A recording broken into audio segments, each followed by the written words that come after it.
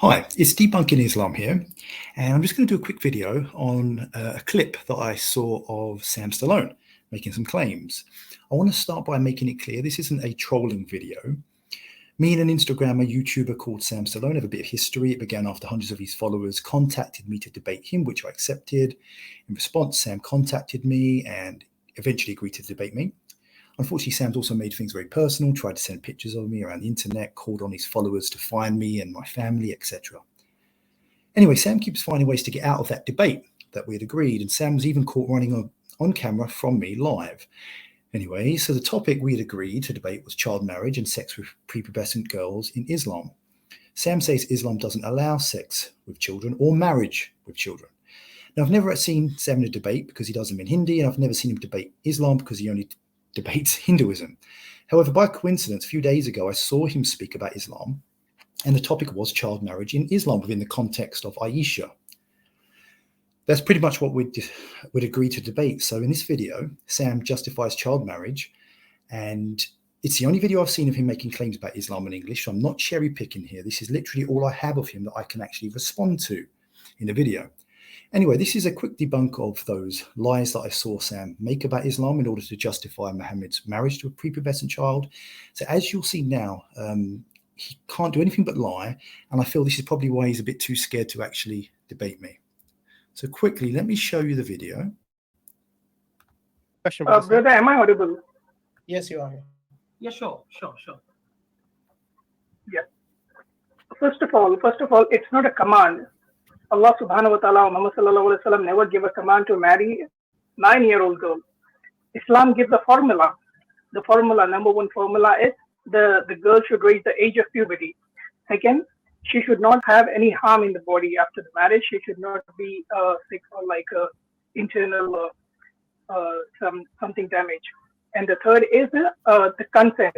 She should agree with the marriage, and the guardian also should agree with the marriage. So this is the formula. It depends upon the girl's age as well. For example, the 18-year-old girl, there are many 18-year-old girls who are not capable through the physical body. They cannot be getting married according to the formula of Islam. They should be fit. They should cross the age of puberty. They should have the consent. So Islam gives the formula. It's not about the age. And Okay, that's the video. Let me just get my slides up. Okay, so as you just saw, Sam claims Islam has a formula for marriage that actually protects children. In that formula, Sam says a girl can only get married when she reaches puberty. He said a girl must give her consent in Islam. Sam claims a girl can only have sex if she's mature and that no damage will occur. He also said some girls of 18 are not ready for marriage, and obviously means some girls at 8, 9 years old, like Aisha, are ready for marriage, hence why Islam has no age limit, because different girls are ready at different times.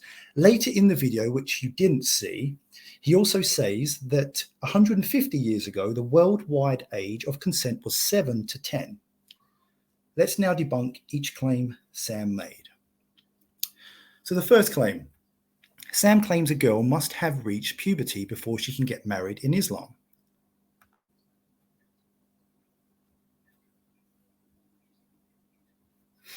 Well, just like in the West, in Islam, before adulthood, a child doesn't have the ability to give consent and is not subject to the rules and regulations of Islam. And the evidence is on the screen right there. So this isn't a debatable point. However, unlike in the West, in Islam, a girl is considered an adult at puberty.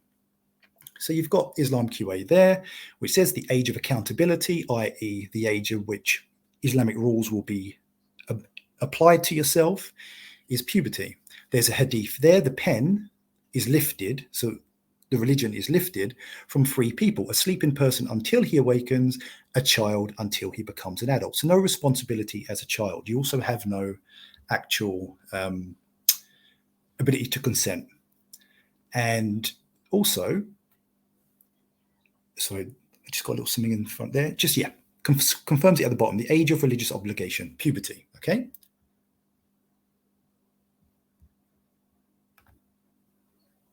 Okay. Also, unlike in the West, as I mentioned, in Islam, menstruation in girls is when a child becomes an adult, and this actually means puberty. So it's not a stage of but the attainment of puberty to signal the end of childhood and the beginning of adulthood. Okay, so in Islam, a girl becomes a woman in a single event rather than in a process of years. If a girl doesn't menstruate but reaches the age of 15, she will also be considered to be an adult. Now, this is 15 lunar years, which is about 14 and a half years in our solar years or Gregorian calendar. So in Islam, a girl is considered to be fully grown at the onset of menstruation or at 14 and a half years old. There is some other criteria, but it's a little bit confusing. So other criteria such as the growth of pubic hair or wet dreams may signal a girl's maturation and transition from childhood to adulthood. That's a problem because wet dreams are impossible to verify and can occur in infants, whilst pubic hair grows before menstruation typically. So if a Muslim wants to argue for the case of pubic hair as being the signal of adulthood and not menstruation, they will actually be lowering the age of adulthood in Islam. Some schools do also say that if a girl hasn't menstruated but reaches the age of 17 lunar years in the absence of pubertal signs, then she's an adult. But there's no real scriptural basis for that as I can see, and it seems the majority of scholars would concur with the age of 15 or 14 and a half years in our years. The evidence there, you can see Sahih Bukhari, and when the children among you come to puberty, then let them ask for permission. And al-Mughira, I attained puberty at the age of 12. The attaining of puberty by women is with the start of menses. At the bottom there, Islam QA, to be balig, which is basically physically mature, and I will get these pronunciations wrong. It pretty much confirms what I said, menstruation or 15 years of age. I just want to quickly turn your attention to a couple of important Arabic terms. So the term on screen there is sagira, and it pretty much means small or little, and when applied to a human, means a child, someone who has not attained puberty. You can see it right there. And here's our sigara, which is just the plural form, okay, the plural form of sigara. And it means the same thing, young, little, small kids. It means kids. And the reason I'm pointing this out is because every quote of every scholar that I'm going to show you now will use these terms to refer to the young or the children or the daughter, to mean that child, the young or the daughter, is a minor, is a prepubescent child, okay?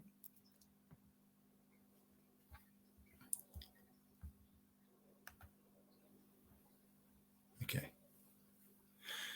So here we go. So Islam allows children to be married off before puberty. On the screen there is al-Baghawi. He's author of one of Islam's most authoritative tafsir. He's a giant scholar, knows Islam better than Sam. And what does he say? He says a father can marry off his young virgin daughter. The word used is al-Sigara, so we know he's referring to a prepubescent child. So Sam already looks like he's lied. And just a quote, the Imam said, the people of knowledge are agreed that it is permissible for the father and grandfather to marry off the young virgin, al-Sigara, because of the hadith of Aisha that the Prophet, may God's prayers and peace be upon him, married her when she was 7 years old. So it's okay to marry off your prepubescent daughter, according to al-Baghawi. There's Ibn Mundir, another huge scholar. And it's proven that the Prophet, may God's prayers and peace be upon him, said, do not marry a virgin until you ask permission, nor a non-virgin until you ask permission. This includes all guardians, fathers, and others, except for the little girl, al-Sigara, so talking about a minor, who has no command over herself, as it is specific to the Sunnah. So Ibn Mundir refutes Sam. He's saying very clearly you can marry a prepubescent girl if the father marries her off, okay? That refutes Sam's claim. Here's Ibn Hajar, who says the nikah of a minor age to an adult is allowed. There is consensus of scholars on this, even if she was in the cradle. Sam said she had to be pubescent, but Ibn Hajar disagrees with Sam, okay? Seekersguidance.org also says themselves, the sheikhs who work for this website say it's okay for a young girl to be married off. Okay, not pubescent, not reach puberty, young girl to mean a minor. This is Islam QA, the most popular fatwa site on the planet, and the sheikhs there say there is a consensus amongst the scholars that a father can marry off his minor daughter. A minor has not reached puberty, so Islam QA also refutes Sam. Here's Islam Web, another really authoritative fatwa site run by sheikhs. It uses the Quran and Muhammad's example to prove Islam allows prepubescent children to be married off. You can read it right there. This is the Hidya, page 495. The Hidya is the Hanafi school of jurisprudence. It's legal text, okay? So it's basically its law book. And it says right there, the nikah of a minor boy or a minor girl is permitted if they are married off by the wali, irrespective of the girl being a virgin or deflowered. So not only does it make it very clear that you can marry off a minor girl or boy, no pubertal status is required, but also it says that if she is a virgin or deflowered, it's okay. And so quite clearly there, the legal texts are actually discussing and pointing out, but not commenting upon, the fact that even a minor could be deflowered and get married. If it was illegal, it would be pointed out, but it's not. Finally, here's Sahih Bukhari. And guess what? You guessed correctly. Bukhari has a chapter on the permissibility of marrying young children. By virtue of the statement of Allah, and for those who have no monthly courses, i.e. they are still immature, and it's quoting Quran 6:5-4. It's okay to marry minors according to Bukhari. So, I think I can safely say that Sam's claim that Islam doesn't allow child marriage and that a person can only marry when they reach puberty is a lie. I must point out I'm only using Islamic definitions here. So even if a girl did start her period at 9, 10 or 11, who cares? She's still a child. She shouldn't be getting married. Only the insane God that is Allah thinks that a girl is physically developed at puberty to mean menstruation, to mean she's an adult. Let's move on. Okay. This is Sam's second claim, which is that in Islam, a girl can only get married if she gives her consent. So to get married, a girl must consent to it. That's his claim. Well, here's Al-Qurtubi, volume 13, page 272 of his tafsir. If she is young, the word used is sigira or sagira, means prepubescent child. He can marry her off without her consent because she neither has permission or consent. There it is, black and white. She can be married without giving consent. Her permission is not needed because she's a minor. And as I mentioned at the start, minors have no right to consent. Okay, they're under the authority of the father. It's right there. Ibn Bar quotes Abu Umar, who says the scholars agree that a father can marry off his prepubescent daughter without permission. The scholars are unanimously agreed that a father may marry his young daughter without consulting her. So it's very clear her consent isn't needed because she's a minor, and minors can be married off in Islam, as we've already seen. Looks like Sam's lying again. Here's Ibn Taymiyyah, who says this: except for the little maiden, her father is married to her husband and she has no permission. That's an online translation. It's saying the father can marry the little girl off. She has no permission.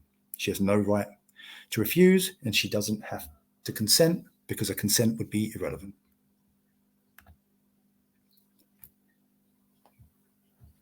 Imam Nawawi agrees it's okay for a father to marry off his children or a child because she's no right to consent. He also adds that when the child reaches adulthood, she will not have the right of annulment. This is important. So in Islam, if a child is married off by a wali that's not her father or grandfather, then when that child reaches puberty or adulthood, she can annul the marriage if she wants. That right is not given to the girl if she's married off by a father or grandfather. It's important that some of the schools actually say that if the girl is a virgin, when she reaches puberty, and hasn't been married, she can still be married off after the age of puberty if she's a virgin. That's according to al-Shafi, but I'm not going to get into that now. That will be for another presentation. It says it right there. You can see it. So Sam again. Imam Nawawi disagrees with you. Here's Qadi Iyad, who says, there is no harm in marrying without her consent, even if she is not grown. And he cites the hadith of Aisha in that. Okay. And I do apologize. I'm just struggling to read my slides a little bit. So if I miss a little bit out, I do apologize. But you can read it right there. Okay. Qadi Iyad also says that the daughter will not be allowed to annul the marriage at puberty. So again, this is a very definition of forced marriages, because not only can a father force his child into marriage, she cannot get out of it. And finally, here is the Reliance of the Traveller, a Shafi book of law, and it shows that the permission of the father to force his young daughter into marriage without a consent is Islamic law. It says it right there, guardians who may marry a virgin to a man without her consent. It doesn't get any clearer than that. The only guardians who may compel their charge to marry are a virgin bride's father or father's father. Compel means to marry her to a suitable match without consent.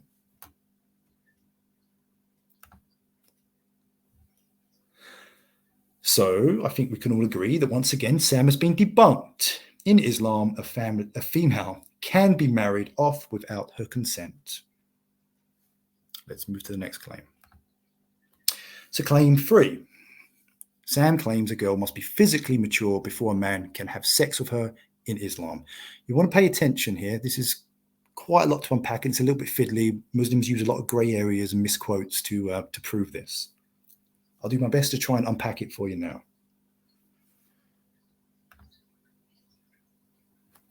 So this is Ibn Qudamah, big scholar. You probably come across him if you deal with debating Muslims. Ibn Qudamah says the permissibility of having sex with a minor depends upon her physical condition to endure it. Let that sink in. The question is not, can you have sex with a minor that you are married to, but can she endure it? If she can, then you can. So there it is, according to Ibn Qudamah, you can have sex with a minor who has not reached puberty, who has not reached menstruation. She's a young prepubescent girl and you can have sex with her. The question is, can she handle it or not? That's all the question revolves around. This is part of the same quote by Ibn Qudamah. So again, it's making it clear it's okay to have sex with a minor. You can read it right there. And they constantly refer back to Muhammad's example and marriage to Aisha.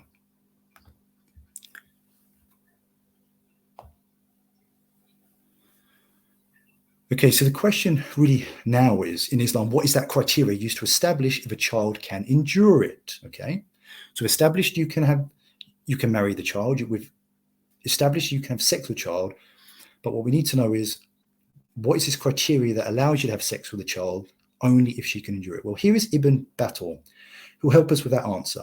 He says if a married minor has not reached 9, but is believed to be able to tolerate sex, the family must give her to the husband. But if they believe the child cannot handle sex, then they don't have to hand that girl over. And he quotes Malik there and Abu Hanifa who say that, okay?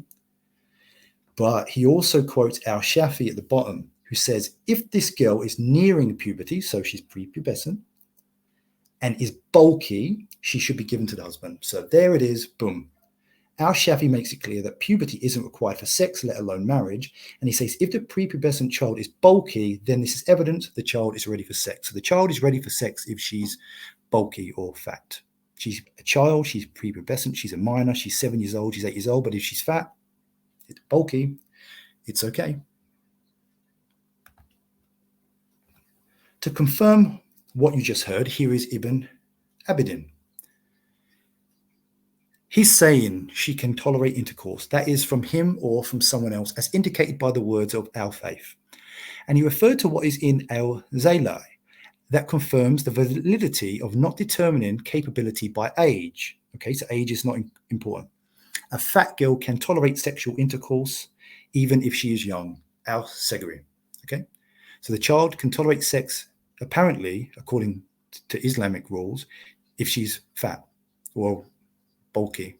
So she's a child, but if she's a fat child, it's okay. This is Islam. Here's one of the best evidences for the fact that Islam allows sex with prepubescent children. It comes from Imam Nawawi. And as for the time of the little girl's wedding and consummation of the marriage with her, if the husband and the guardian agree on something in which there's no harm to the young girl, it's acted upon. If they differ, according to Ahmed and Abu Ubaid, when the girl is 9 years, she is forced to do so. And Malik, al-Shafi, and Abu Hanifa said that the limit on consummation is that she can bear sexual intercourse. This varies according to the differences and so is not limited by age. So it doesn't matter about how old she is. She can be young, 6, 7.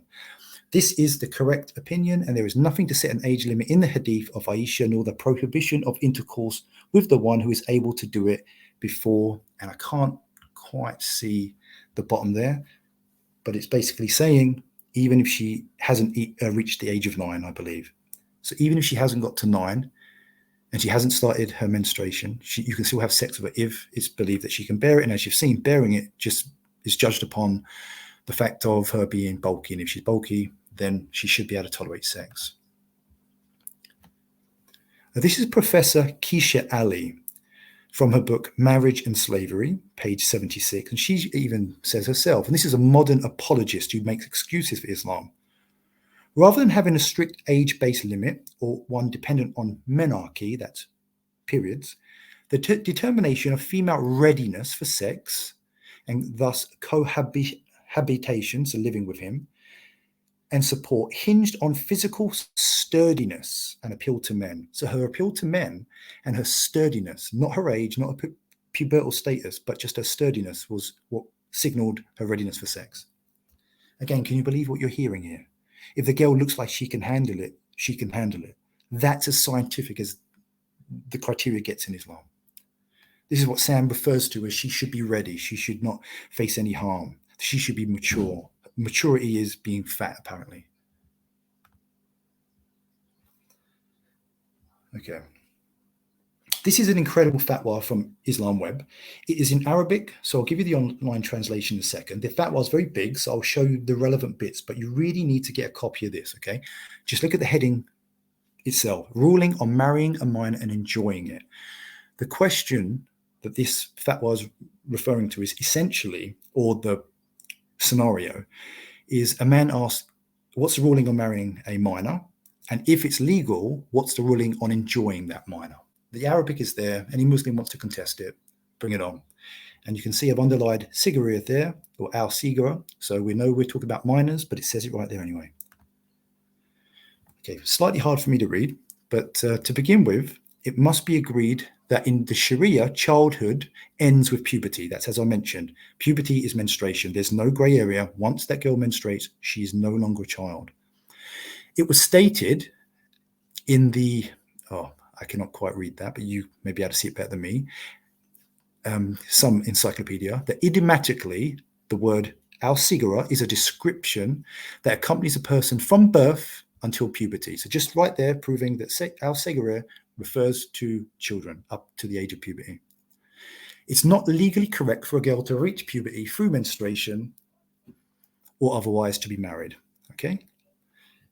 As for the second issue, which is the issue of intercourse with a young girl or consummation of marriage with her, most of the scholars stated that the young girl or the young age with which she cannot bear intercourse is the impediment to handing her over. So if she cannot bear sex with the husband, you don't give the husband over, you don't give the child to the husband.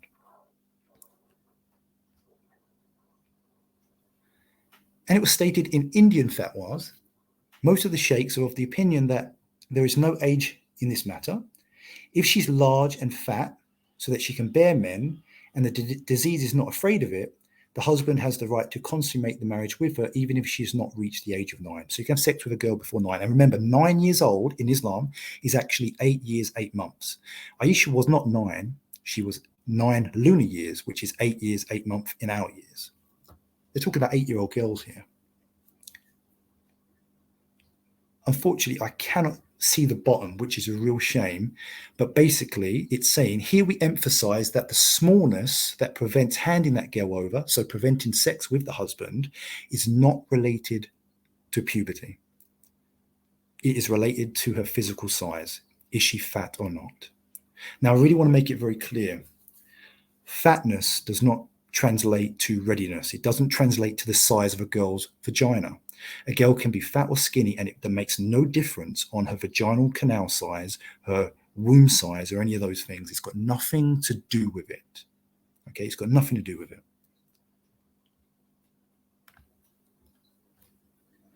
Just for your interest, here's the verse in the Quran that confirms Allah allows sex with kids. Because some people say, oh, he's not shown any of the Quran. Well, here it is. Quran 654. And those who no longer expect menstruation among your women, if you doubt, then their period is 3 months, and also for those who have not menstruated. All the tafsir interpret that line, those who have not menstruated, to refer to the young, to prepubescent girls. As you can see, it says up there, among your women, Nisa. Some Muslims will try to use that fiddly, try to use that as not referring to prepubescent girls, but women, but it's not true. It's referring to your women to mean your wives, and your wife can be a prepubescent girl. For example, Aisha was prepubescent, she was still your wife, so she still would have fallen under the usage of Nisa in this context. There's Al-Tabari, if you don't believe me, on 654. He is the most authoritative, most respected, well, arguably the most respected tafsir. I'd probably say overall he is. And he says this, the interpretation of the verse, and he reads out the verse, the same applies to the idya, which is the waiting period for girls who do not menstruate because they are too young, if their husbands divorce them after consummating the marriage with them. So they have a waiting period if the husband has had sex with that child. He's saying it right there. And this is the reliance of the traveler, just referring to that waiting period that Quran 654 is referring to. If you divorce a girl, she has a waiting period, but only if you have sex with them. If you haven't had sex with your wife, there's no waiting period in that divorce. So if you've had sex with her, there's a waiting period.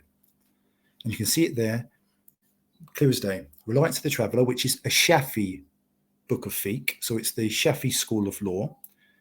Very, very, very respected text. And it says, there's no waiting period for a woman divorced before having had sexual intercourse with a husband. A waiting period is obligatory for a woman divorced after intercourse, whether the husband and wife are prepubescent. There it is.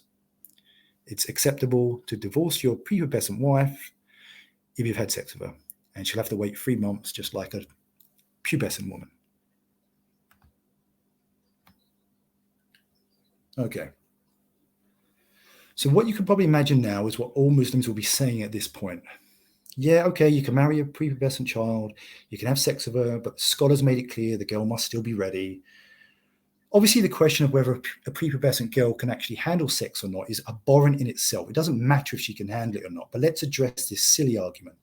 So Sam said there should be no harm. This is taken from a hadith that no classical scholar quotes, but the scholars do allude to some care to be taken to minimize harm. So I'm just going to read out my slide here.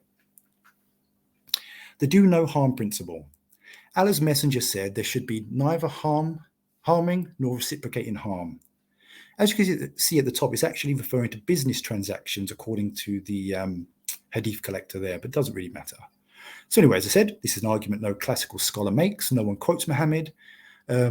However, the do no harm principles indirectly apply to intercourse with a prepubescent wife with subjective criteria based upon a girl's perceived fatness, as you've seen. If a girl is considered fat, she will be considered ready for sex. If she's skinny, she won't be. This is a disturbing method not found in the Quran or Hadiths, and its flaws are obvious. A child's fatness doesn't correlate to a female's vaginal canal size or ability to consent. Yeah. The only way to know if a girl can bear intercourse is to try to have sex with her. Furthermore, the criteria is if she can tolerate it, not that she needs to be mature to take it. It just means the penis can go in and she will not suffer damage. Such a superficial method of judging a child's readiness by parents and a husband who are unlikely to be medically trained is terrifying. Let's remember, we're talking about prepubescent girls. Even if an 8-year-old could accommodate an adult penis, it doesn't mean she's actually ready for it or should take it. It's still abhorrent and it's still very, very wrong.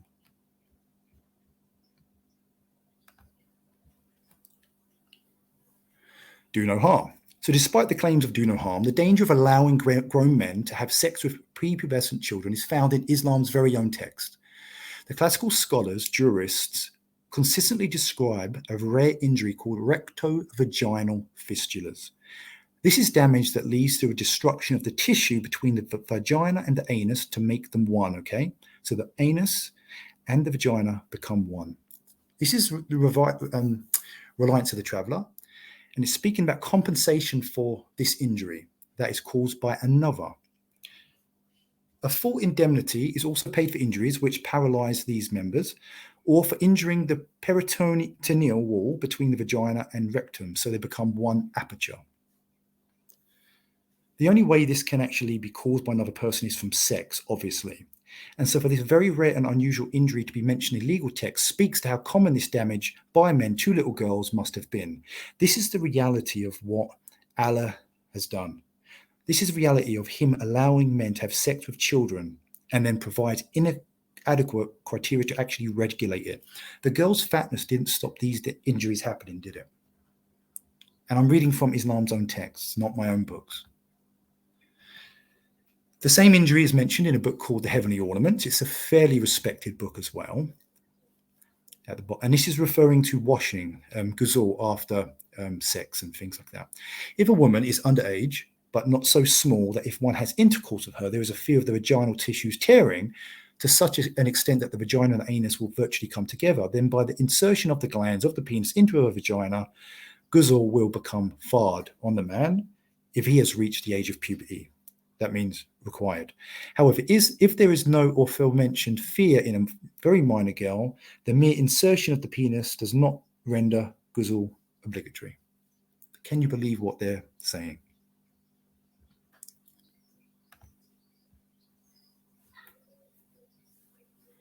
Okay, the injury is also described in the Hidya, which is the Hanafi School of Fiqh book. It's their legal manual. Okay, the footnote makes it clear that vaginal fistulas is being discussed within the context of sex with minors. So I won't read the main bit of text. It's slightly confusing and quite upsetting. But if you look at the footnote, it says this, ifta, so it's an Arabic term that's mentioned within that text. In one of its uses, means the removal of the barrier between the two passages, making them one. Usually happens when a very young girl is subjected to sexual intercourse. So this is what's happening to young girls, their anus and the vagina becoming one. The Shia texts also refer to this consistently. So there you go. As you've seen, Islam's own legal texts describe a horrifying injury that sex with prepubescent girls was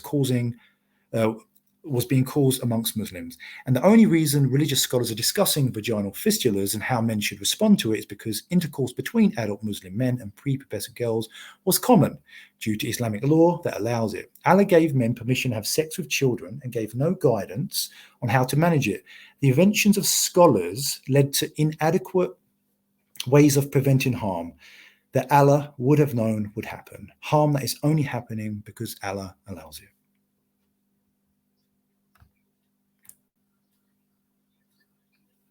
So I think we can all agree that Sam's claim a girl must be mature before she has sex was a lie, and that Islam's criteria of a child being fat shows she is mature for sex is an absolutely disturbing, scientifically incorrect, and inadequate criteria to prevent harm. It hasn't prevented it, and it won't. Okay. The next claim. Sam claims some girls are not ready for intercourse 18 because they haven't matured to reach puberty, whilst some girls are ready at 9. I'm not going to show any slides here. I'm just going to speak out loud. So to justify the fact Islam doesn't have an age of consent, Sam makes a claim that some females at 18 are not ready for sex or marriage, with the clear implication some girls like Aisha are ready for it at 8 or 9.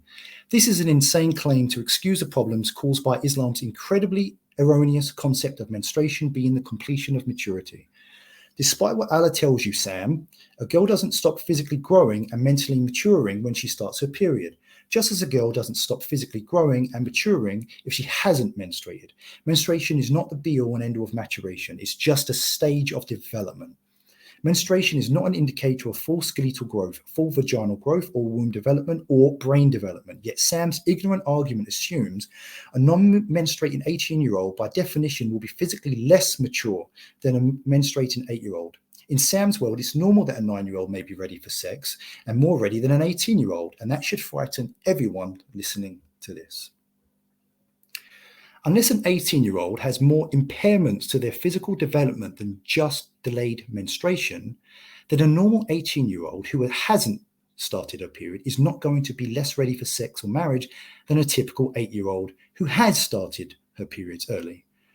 She won't even be less ready than a menstruating 18-year-old, because the truth is that a typical 18-year-old who hasn't started her period will still be far more developed physically than a typical 8-year-old who has started a period. Muslims really need to understand that delayed periods does not delay skeletal, vaginal, birth canal or brain development, okay? Sam doesn't realize that there are other growth factors that are not dependent upon whether menstruation has occurred or not. A typical non-menstruating 18-year-old will still have attained her full skeletal height, her full vaginal size, and have the same brain maturation as a typical menstruating 8-year-old if all other growth parameters are normal. If you place a normal 18-year-old who has menstruated alongside an 18-year-old who hasn't menstruated, you won't tell the difference. And if you place a non-menstruating 18-year-old girl alongside a menstruating 18-year-old girl, you will see a difference between them. The 8-year-old will still look like an 8-year-old. She'll still behave like an 8-year-old. And the 18-year-old who hasn't menstruated will still look and behave like an 18-year-old. So no, Sam, your claim that some girls of 9 are more ready for sex than some 18-year-olds is absolute nonsense. No 8 or 9-year-old is ready for sex regardless of menstruation. And if a non-menstruating 18-year-old is not ready for sex, the issue is not because she has delayed menstruation. It's because she'll be fully grown, and it will be a systemic issue that's unrelated to that menstruation. Okay, so if a girl gets to 18 and hasn't menstruated, she would still have, in normal circumstances, normal growth parameters that have pretty much developed to full size. And so if she cannot have sex, it will not be because she hasn't menstruated. Yet to justify Islam's age of consent, which applies to all females, Sam relies on appealing to very rare cases to try and excuse Islam's immorality and barbarity. Sam argues that some 8-year-olds are ready for sex and marriage just because they may menstruate, a claim even Allah doesn't make, because he says a prepubescent child can be ready. The fact that he thinks an 8-year-old can be ready for sex says it all. Sam debunks himself. He is actually arguing that 8-year-olds can be ready for sex if they've menstruated. As we've seen, they don't even need to have reached menstruation, but Sam is arguing for that anyway.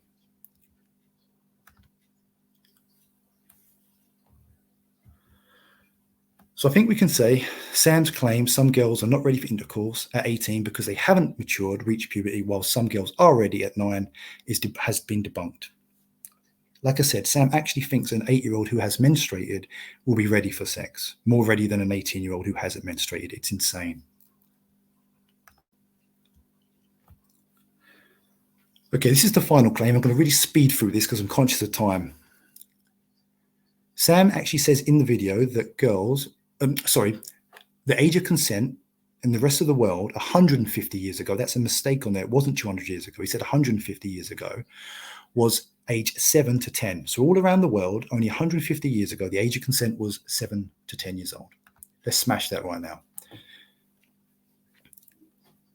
The age of consent statuette first appeared in secular law in 1275 in England as part of the rape law, at which time the age was 12. Okay, so in England in 1275, the age of consent for marriage was 12.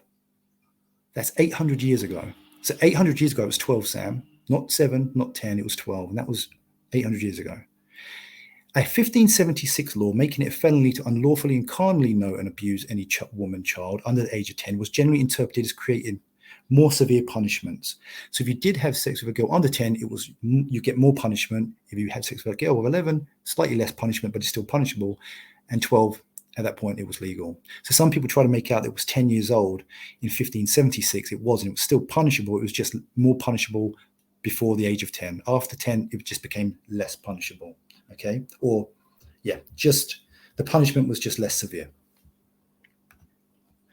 In France, until the French Revolution, the marriageable age was 12 for women and 14 for men. A revolutionary law of 1792, so that's over 40 years ago, raised the age for women to 13 and men to 15. The Napoleonic Code of 1804, still over 200 years ago, set the marriageable age at 15 for women. So there you go, Sam. Over 200 years ago, the marriageable age for women in France was 15. Now, today, things have changed and women aren't expected to get married. They can have sex outside of marriage. And in France, I believe it's still 15, whilst the age of marriage may be 18. It's kind of strange that you consent to sex at 15 and consent to marriage at 18. It doesn't quite add up, but it's not really an issue. It's still far superior to what Islam offers in terms of age consent and laws to protect children. The point is, over 200 years ago, you couldn't have sex or marry a girl who was under the age of 15, and that was in France. So England and France refute you, Sam. Here's Roman law. Roman legal sources strongly indicate that women could not marry before age 12. So we're going back 2,000 years now. Doctors such as Cyrannus, I believe he was a Greek physician, but don't quote me on that, but I believe he was, warned against the dangers of women becoming sexually active at an early age. Most Roman women, he may have been Roman then, most Roman women appear to have married later, from about 15 to 20. So even if the age was 12, they were marrying later. And that is actually true, and I have a lot of evidence for that, but I'm not going to go through that now. The point is, 2,000 years ago in the Roman Empire, you couldn't marry a girl before the age of 12 or have sex with her, because sex and marriage went hand in hand.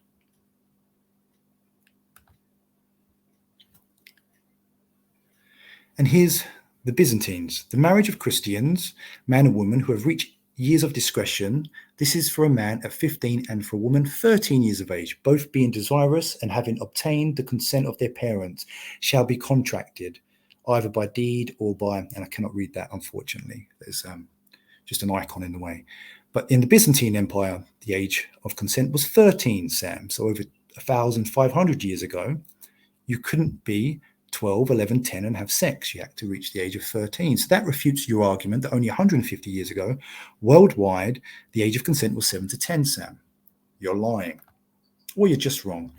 And this I just wanted to show. This is from the 1861 UK census, okay? It shows very clearly there, males at 14 is the age of consent, and females at 12, the age of consent. This is an 1861 consensus. This is not when the law was created. But I want you to look at the top. By the common law of England, all persons under the age of 21 are infants. 21 is the age of majority. So if you're under 21 and get married, over 180 years ago in England, you had to get the parents' consent. In Islam, the consent occurs when the girl reaches puberty, menstruation. So if you're 9 years old and you start menstruating, you can consent. In England, 180 years ago, you had to be 21. So once again, it just shows the difference and how Islam seems to fast track children to be mature and ready for things that they're not ready for. So anyway, I think I can safely say that Sam's claim that 150 years ago, the age of marriage was 7 to 10 has been debunked. So I'm going to end this presentation here.